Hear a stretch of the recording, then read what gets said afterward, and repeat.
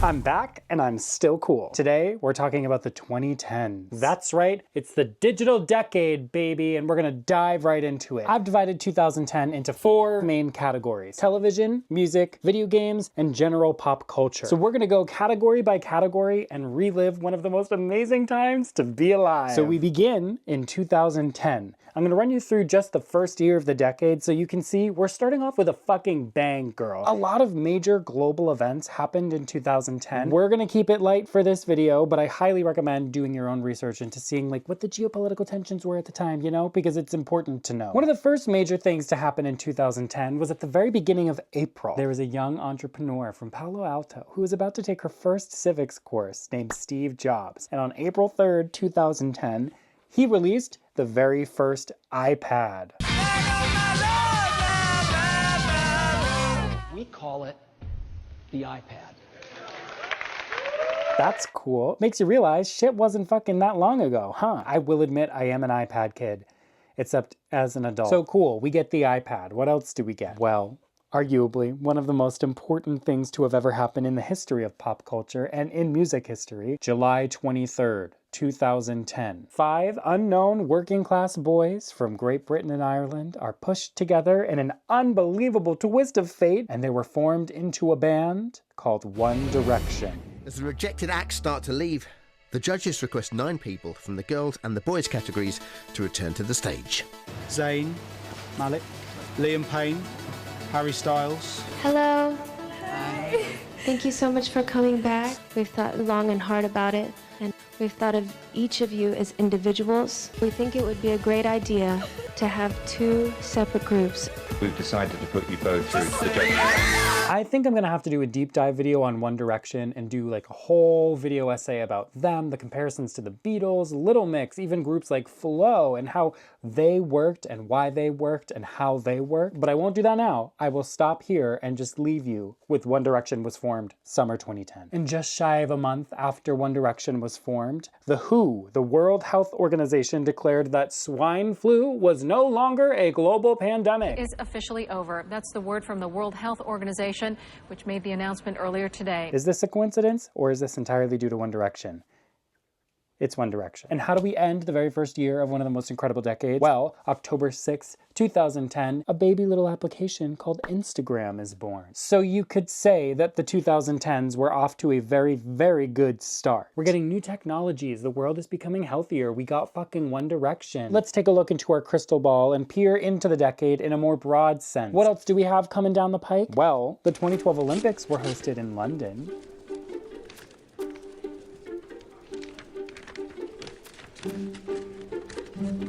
The International Olympic Committee has the honor of announcing that the Games of the 30th Olympiad in 2012 are awarded to the city of London. Have you ever heard of Adele? Well, in the very beginning of the decade, Adele released 21, which changed her fucking life. I could also do a whole entire video about Adele and her discography. Oh, this one's fun. The term dead name is officially recognized for the first time in 2010. The Oxford English Dictionary said, "We attest the use of the word dead name to a Twitter user in 2010, and as a verb, i.e. dead naming, in 2013. We got a new word. That's awesome. And right smack dab in the middle of the decade, some of us got new rights. That's right. If you like it, you could put a ring on it now. I was sitting right over there on my bed, scrolling through Twitter on my phone, and then the little thing popped up that said, "You did it, girl. You're allowed to marry whoever you want, and nobody can say a thing.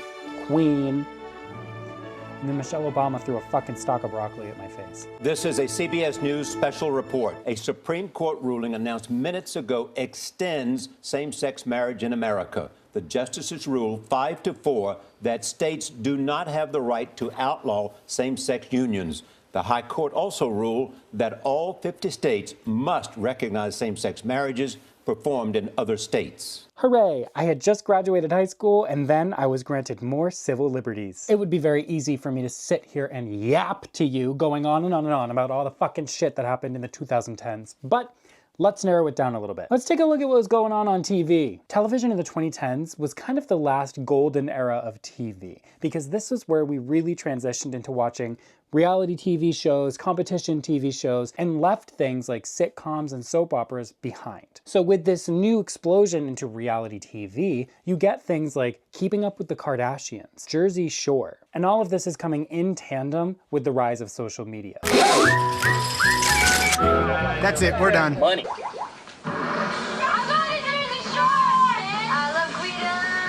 There's no way I'm going to Jersey without my hair gel. So now when we're watching a TV show called Keeping Up with the Kardashians, we can literally keep up with what they're doing on and off our TV screens whenever we want. When we're watching a reality TV show like Jersey Shore, we can get on our phone and we can see exactly what the people from Jersey Shore are saying to and about each other, filling in this whole universe that was never ever possible or accessible with something like a normal sitcom or soap opera. And it is a double-edged sword, because you get things like Twitter and Instagram and Facebook and even YouTube, the way it was starting to be used in the early 2010s, where you get access to people that's unfiltered and unattainable in any other format other than social media. So by us tuning into that, into the literal reality, so-called, of people's lives, the culture shifted. There was a paradigm shift, and we didn't want to see scripted television. We wanted to see real, raw, true, authentic events, because that's what we were seeing when we shut the TV off, and it worked. And with the rise of reality TV shows like Keeping Up with the Kardashians, The Real Housewives, you get a rise in this opulent aesthetic that people are striving to obtain, because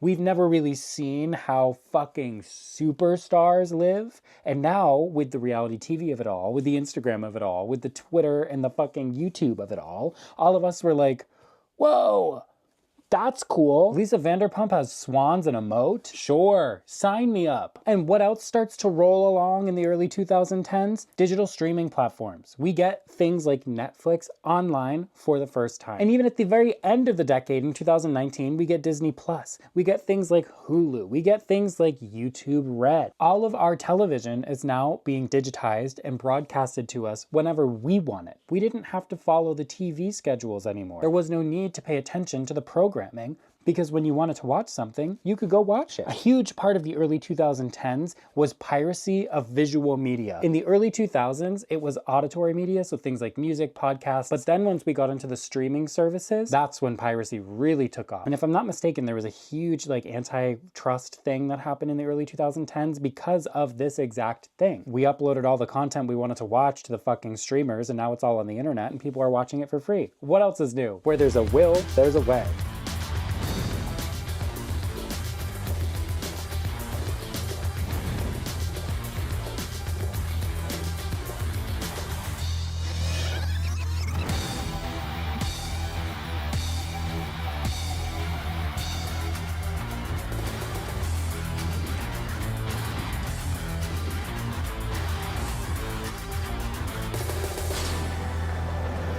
So with these three major shifts, leaving behind scripted television and going into reality TV, with the rise of social media capturing everyone's own version of reality in real time. And then 3, with all of these networks suddenly putting all of their content onto some form of digital something, whether it be their own website or a streaming service, suddenly Keeping Up with the Kardashians became a lot fucking easier. And this did kind of turn itself around, because we got so used to being spoon-fed reality TV and oh my god, I can't believe this is happening and you're not gonna believe what's happening next week or whatever, that we ended up getting some of the most incredible pieces of television that were written exclusively for streaming platforms. I'm old enough to remember when Netflix was literally a website. You go to netflix.com and pick out the flicks you want to watch from the net. And then they're mailed to you in this really upsetting, thin paper fucking envelope. There was also this thing called Redbox, where you could go to the grocery store, the library. Sometimes they were just randomly outside fucking buildings, and they had DVDs in them. And you could rent the DVDs and bring them back. It was all very post-Blockbuster, but pre-streaming.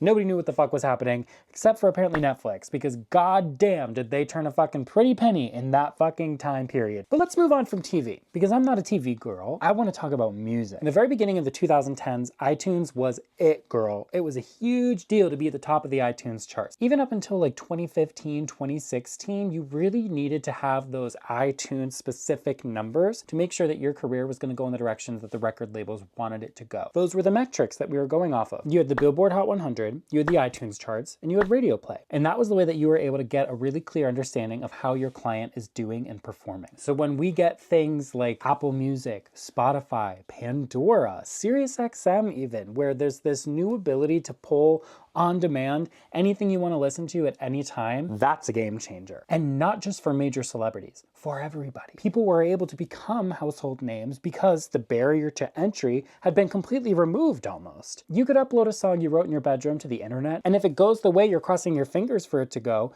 suddenly next week you're doing a radio tour and you're selling out fucking arenas around the world. Look at Justin Bieber. The kid was found from a fucking YouTube video. So it was clear something's changing. This is becoming more accessible. And by this, I don't mean access to music. I mean access to a career. I very vividly remember when Taylor Swift was releasing 1989, Apple Music was just about to launch. And she made the very, very bold decision to say, no, I'm not giving you my new record because you don't pay your artists enough. She put out this whole statement that said, look, I've made my money. I'm able to tour the world and I can support my team through other ways that's not just coming directly from the music, which dear God has that changed because the woman became a fucking billionaire based off of her music pretty much. I'm not gonna get into that. Taylor Swift said, I'm cool, but what you're not gonna do is screw these kids in their fucking parents' houses. Screw the young college student in his dorm room trying to make something work. You're not gonna screw these people out of a fucking payday, and you're not gonna screw these people out of an opportunity that was just provided to them.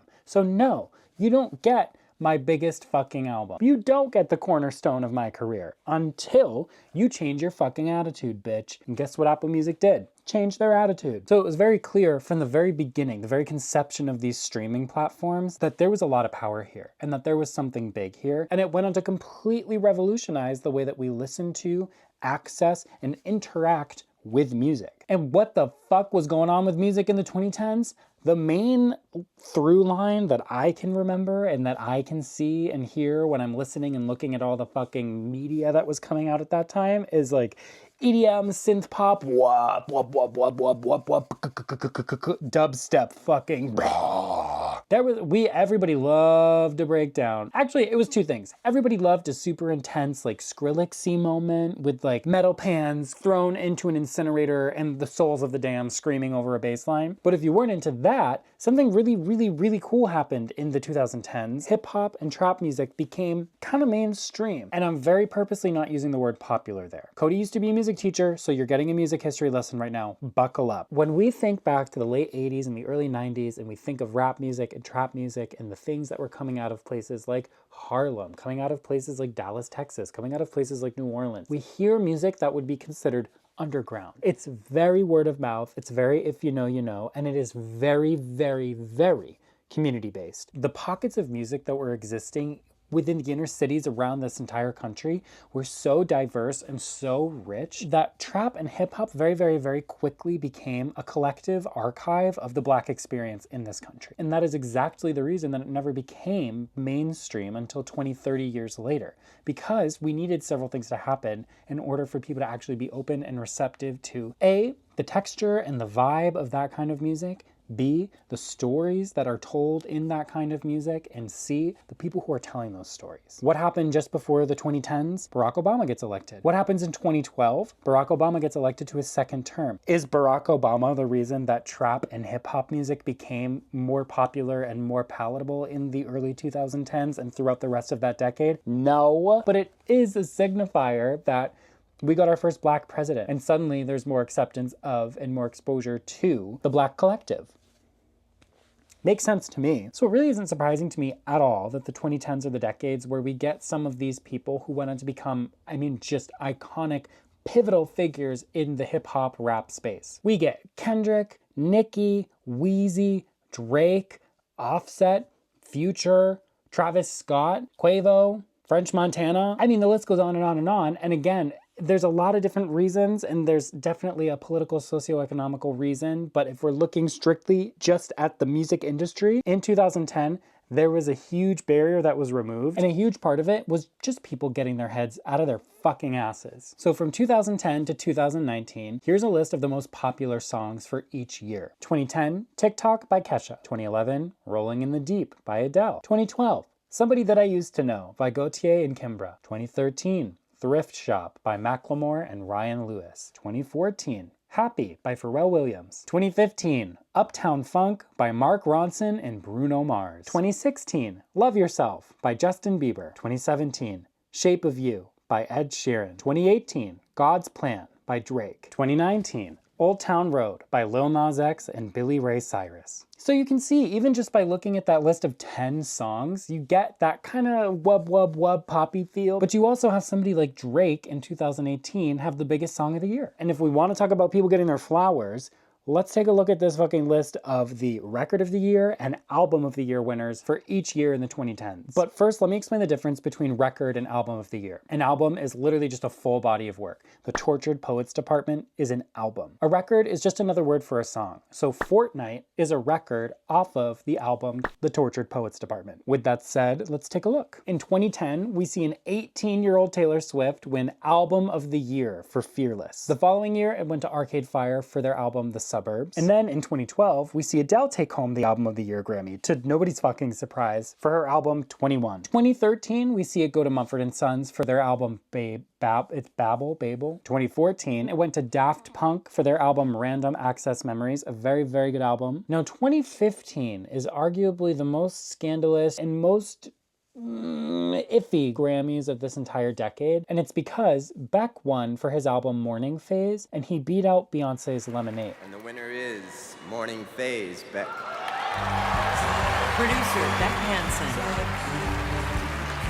Lemonade, up until Cowboy Carter, was always thought of Beyonce's magnum opus. So for it to lose Album of the Year to somebody who was virtually unknown. I remember watching the Grammys and having a really visceral reaction to that, feeling like, now what the hell just happened? Because that is what made it clear to everybody who was paying attention, at least, that the reason Beyonce is not winning Album of the Year is because of one reason, and one reason only. It's because she's black. 2016, in the middle of her Reputation era, Taylor Swift wins Album of the Year for her smash hit 1989. With this award, Taylor Swift becomes the first woman in history to ever win that award more than once. After Taylor's turn, it becomes Adele's turn again. Now 2017 is another contended year at the Grammys, and again, it has to do with Beyonce. But it's because the woman who beat Beyonce for Album of the Year was Adele for her album 25. And it's gone down to become a very famous moment in pop culture history and music history and the Recording Academy's history, because Adele very famously broke her Grammy Award in half and said that Beyonce deserves this award. And the Grammy goes to 25. Adele. Tonight winning this kind of feels full circle, and like a bit of me has come back to myself, but I can't possibly accept this award. My artist of my life is Beyonce, and this album for me, the Lemonade album, was just so monumental, Beyonce. It was so monumental and so well thought out. We fucking adore you. You are our light. And the way that you make me and my friends feel, the way you make my black friends feel is empowering, and you make them stand up for themselves. And I love you. I always have, and I always will. Moving on, 2018, Bruno Mars takes home the trophy for his album 24 Karat Magic. And last, but certainly not least, because this one always makes me smile, Casey Musgraves took home Album of the Year in 2019 for her album Golden Hour. Now let's talk about Record of the Year. We're gonna blast through these. 2010, Use Somebody by Kings of Leon. 2011, Need You Now by Lady A. 2012, Rolling in the Deep by Adele. 2013, Somebody That I Used to Know by Gautier featuring Kimbra. 2014, Get Lucky by Daft Punk featuring Pharrell. 2015, it was Stay With Me by Sam Smith. 2016, Uptown Funk by Mark Ronson and Bruno Mars. 2017, Hello by Adele. Are we surprised? 2018, we see Bruno Mars again, but this time with 24 Karat Magic. And then 2019, we close the decade off with This Is America by Childish Gambino. Music was crazy at that time. I've said it before, I'll say it again. The 2010s are pristine pop music perfection. So we've talked TV, we've talked music, let's talk about video games. Again, just like TV and music, this is the first time in history that we have video games that are available digitally. You don't have to go to GameStop anymore to rent a video game for a weekend. You don't have to go online and buy a physical copy of the fucking game you want to play. We were able to go on to whatever console we had at the time. In the 2010s, I think most of everything was on its 7th generation, so do with that what you will. But we were able to go on to the respective stores and download fucking games. And I remember, if you, like, say you wanted to get a new Xbox game, you had to fucking download that before you went to school. And you were lucky, idiot, if it got fucking done by the time you got off that bus. Because then you'd be sitting there waiting for dinner to finish because you want to play your new fucking game and there's still 9 hours of downloading. Sometimes it would take days for you to download a game. But that's the thing. You didn't have to go to the store anymore. And with the rise of social media, we also got YouTube. And you had people starting their own YouTube channels where they were playing video games. And then eventually you got streamers to come along and live stream video games. And the public shifted their perspective on video games. Playing video games used to be seen as childish, a waste of time, something that rots your brain. And because of the rise of social media, the digitalization of everything, the accessibility to everything, video games became something that everyone could play. Whether you're a geriatric or you're a fucking 13-year-old loser or you're in your 30s and you're coming home from the office and you want to play Call of Duty with your friends. It also became something that was a viable source of income. And that's because we see the rise of things like streaming platforms. How did we get to streamers playing video games? It's because people were getting really fucking good at things like Call of Duty, Assassin's Creed. First-person shooter games became super popular and super technical. So when we had different social medias that started to evolve and become bigger than television networks, these companies started hosting competitions, live streamed competitions that, yeah, some of them were held on cable, but a lot of them for the very first time were streamed on the internet. Very primordial versions of things that we would use today like Twitch, YouTube, TikTok. But not only were they streaming the game and you could see that it attracted a large crowd both online and in person, there was huge prize pools. And very quickly, these people who were so skilled and had such an adept understanding of how to be a good video game player had the tools and the access to do it on their own. And all of these major streamers that came out from the early 2010s were making 6-7 figures a fucking month just playing video games. So video games, for the first time in the 2010s, were incentivized not as just a pastime for kids, but as a full-time career. And also, you see the invention of mobile games. You can go anywhere and play anything. Look at Pokemon Go. Pokemon Go came out in 2016, I think, and it's a perfect example of that freemium content that became huge in the 2010s. Yeah, you can download your little fucking bubble game. You can download Pokemon Go, and it's totally free. But if you want access to some of these other features, throw us a little coin. And this whole new business model, this whole new way to experience games and to make games and to sell games, all of that happened because the 2010s is the decade of digital. Let me know, how old were you in 2010? I was 14.